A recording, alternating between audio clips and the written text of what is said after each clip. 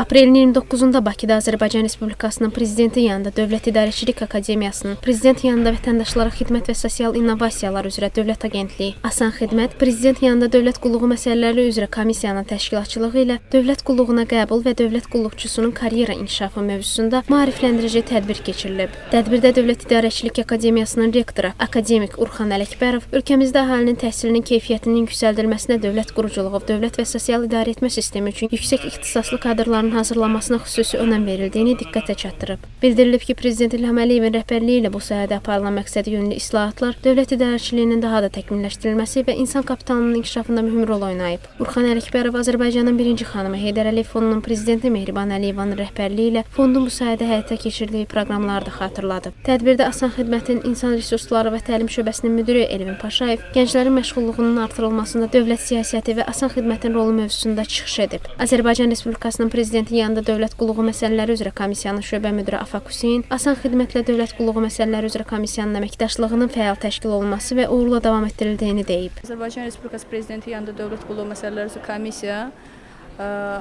aprel ayının 1-də və 23-də elan etmişdir, vakansiyalar elan etmişdir. 440 vakansiya 1, 425 vakansiya 1 çıxarılmışdır elana. 70-ə yaxın dövlət orqanı müraciət etmişdir və bu dövlət orqanlarının müraciət etdikləri vakansiyalar hamısı bizim internet saytımızda csc.gov.az-da elan olmuşdur, açıq və şəffaf şəkildə həyata keçirilir. Bizdə müsahibələrlə bağlı yeniliklərimiz var, qaydaların özündə dəyişikliklər olunub və bu qaydalarda olan dəyişikliklər müsabiqə aparanların kim tərəfindən ola bilməsi ilə artıq konkretləşmə həyata keçirilib.